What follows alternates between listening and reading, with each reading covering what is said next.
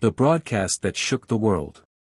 The studio lights burned hotter than usual that evening, casting a sterile glow over the sleek set of Global Pulse, a primetime talk show known for its high-stakes interviews and unapologetic commentary. The audience, a curated mix of diplomats, journalists, and curious onlookers, buzzed with anticipation.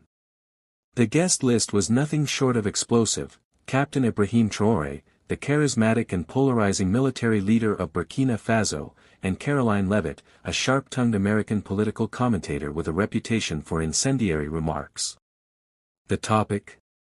A seemingly innocuous discussion on African independence and U.S. foreign policy. But as the cameras rolled, the world was about to witness a spectacle no one could have predicted. Melania Trump sat in her private suite at Mar-a-Lago, a glass of chilled white wine in hand, her eyes fixed on the massive flat-screen television. She wasn't one for political talk shows, preferring the quiet elegance of her own world, her memoir, her NFTs, her carefully curated public image. But tonight was different.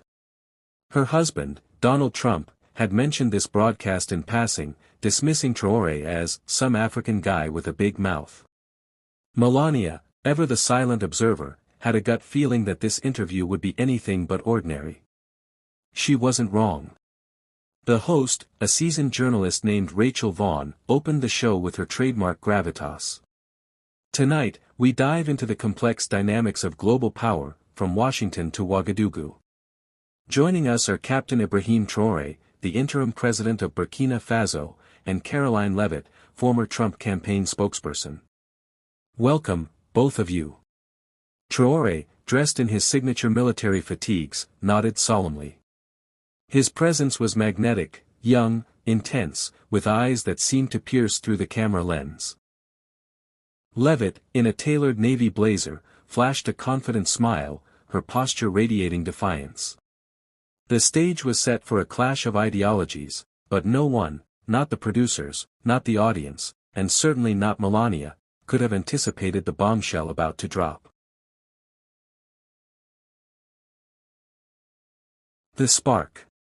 The first 20 minutes of the broadcast unfolded as expected. Traoré spoke passionately about Burkina Faso's struggle for sovereignty, his voice steady as he critiqued Western interference in African affairs.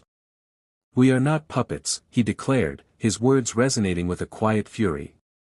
"Africa is not a playground for imperial powers. We will rise, and we will do so on our own terms." Leavitt countered with her characteristic sharpness, accusing Traoré of aligning with Russia to the detriment of his people. "You talk about independence, Captain, but you've traded one master for another. How does cozying up to Putin serve Burkina Faso?" The audience murmured, sensing the tension. Traoré leaned forward, his gaze unwavering. "Ms. Leavitt, you speak of masters, but your country has a long history of exploiting ours. Shall we discuss the gold mines? The drones? The secrets your leaders keep while preaching democracy?" The room grew quieter. Melania, watching from thousands of miles away, felt a prickle of unease. There was something in Traoré's tone, a knowing edge that hinted at more than political rhetoric. She sipped her wine, her fingers tightening around the glass. Vaughn, sensing an opportunity to steer the conversation, interjected. "Captain Traoré, you've made bold claims about Western exploitation. Can you provide specific examples to back up your assertions?" Traoré smiled, a slow, deliberate curve of his lips. "Oh, I have examples, Ms. Vaughn. But let us start with something more personal. Secrets are not just held by governments. They are held by individuals. Powerful individuals.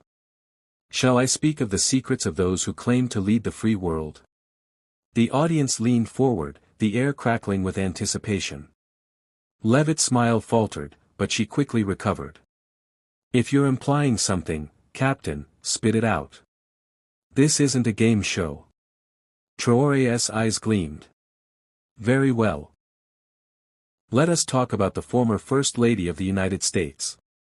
Melania Trump." Melania's breath caught in her throat.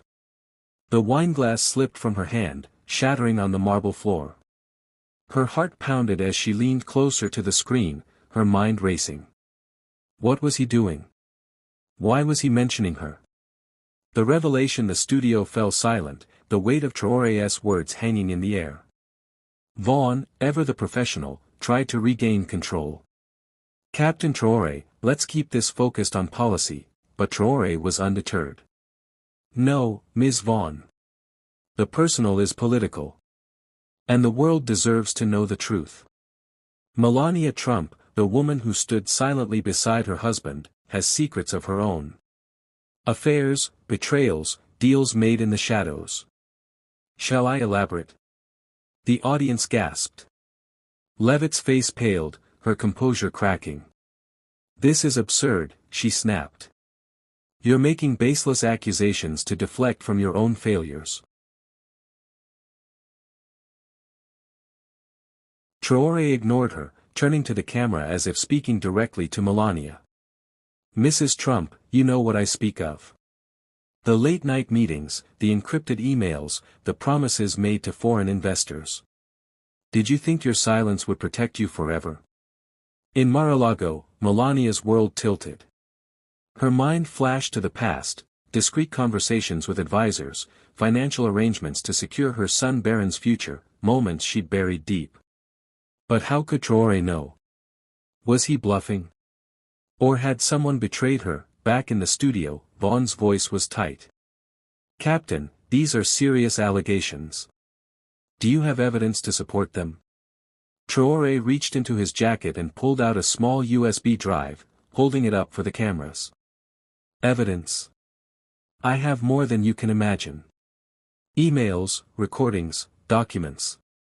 All detailing the hidden life of Melania Trump. Shall I play them for the world? The audience erupted, some shouting in disbelief, others cheering for the drama. Levitt, now visibly shaken, stood up. This is a stunt. You're using AI trickery to smear a private citizen. Traoré's smile widened. AI. Oh, Ms. Levitt, you underestimate me. These are not deepfakes.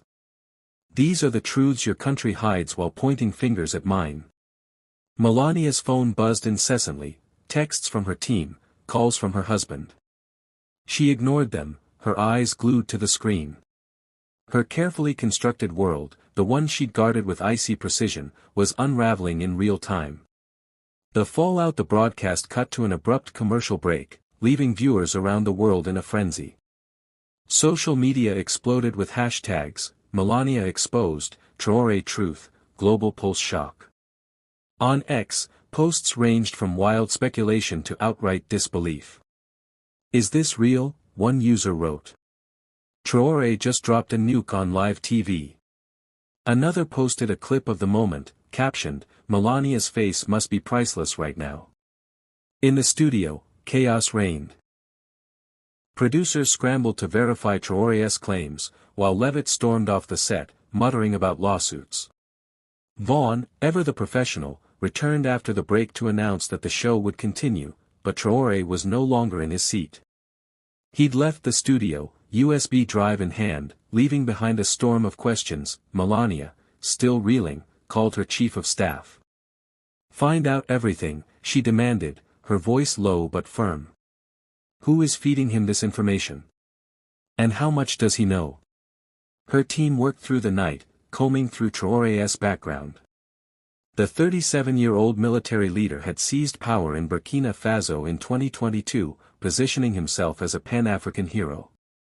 His fiery rhetoric against Western imperialism had made him a darling of social media, amplified by a flood of AI-generated videos portraying him as a modern-day Thomas Sankara. But the search results also revealed a darker side. Reports of democratic decline, detained journalists, and allegations of civilian deaths under his regime. Was Traoré a revolutionary or a propagandist? And why target Melania? Her mind raced through possibilities, rival political factions, foreign operatives, even someone within her own circle.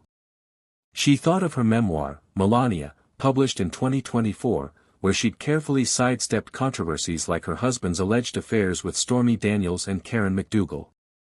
She'd presented herself as a private woman, a mother, a wife above the fray. Now, Traoré's accusations threatened to drag her into the spotlight she'd spent years avoiding. By morning, the story dominated global headlines. CNN ran a segment questioning the validity of Traoré's claims, noting the prevalence of AI-generated misinformation surrounding him. This could be another deepfake stunt, one analyst said, citing a debunked video where Traoré supposedly confronted a corrupt judge.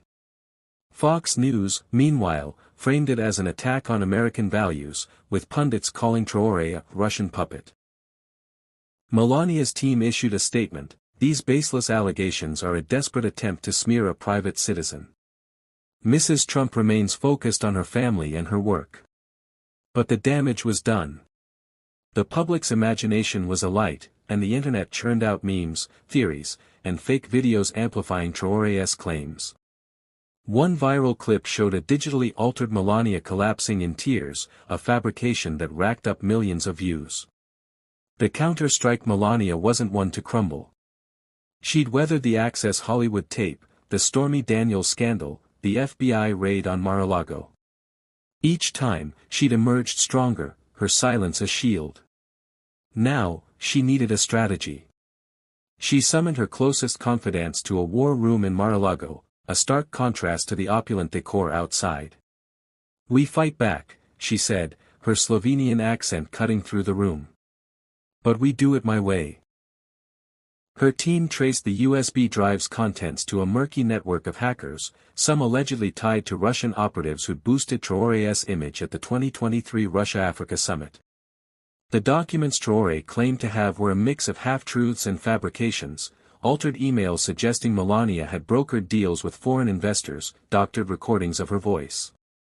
But buried among the fakes was a kernel of truth, a single email from 2018, vague but damning, hinting at a financial arrangement to secure Barron's future.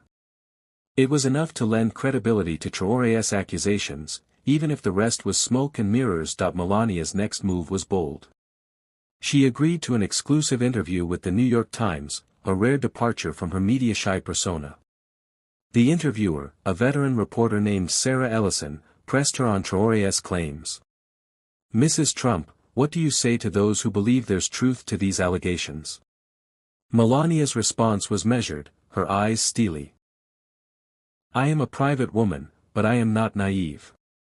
The world is full of lies, amplified by technology. This man, Traoré, uses my name to fuel his own agenda. I have no affairs, no secrets. My focus is my son, my family, my truth." The interview was a masterclass in deflection, echoing her 2018 ABC interview where she dismissed rumors of her husband's infidelity as media nonsense. But it wasn't enough to quell the storm. Traoré doubled down, releasing a grainy video on YouTube titled "The Truth About Melania Trump."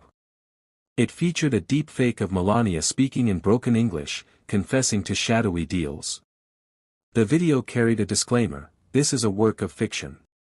Yet millions shared it as fact, blurring the line between reality and fabrication. The reckoning: as the scandal grew, Traoré's motives became clearer. Analysts speculated that he was using Melania as a lightning rod to deflect from his own controversies, allegations of human rights abuses, a stalled economy, and jihadist violence in Burkina Faso. By targeting a high-profile figure like Melania, he rallied his base, positioning himself as a fearless truth-teller against Western elites. His supporters flooded X with praise, calling him Africa's Messiah, and comparing him to Sankara, but Melania wasn't without allies.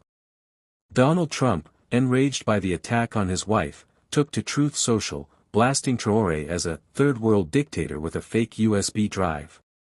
He hinted at retaliatory measures, including sanctions on Burkina Faso's gold industry.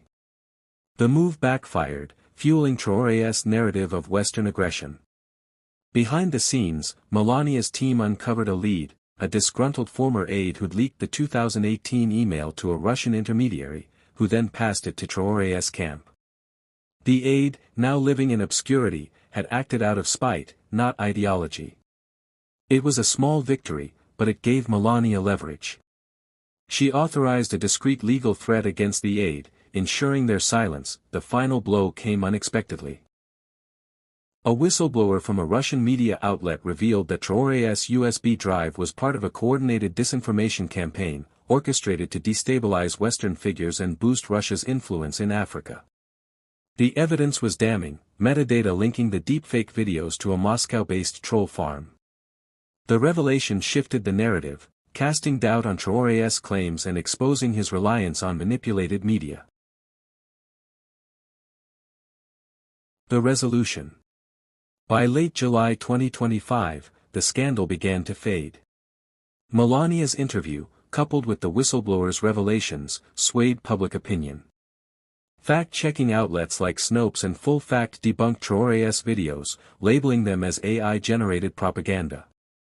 The public, weary of misinformation, turned their attention to newer controversies. Melania retreated to Mar-a-Lago, her public appearances sparse but deliberate. She posted a cryptic video on X, standing before a sunset, her voice calm. The truth is stronger than lies. I remain, as always, a mother, a wife, a woman of dignity. The post garnered millions of likes, a testament to her enduring mystique. Traoré, meanwhile, faced mounting pressure at home. Protests in Ouagadougou demanded elections, and his alliance with Russia drew scrutiny.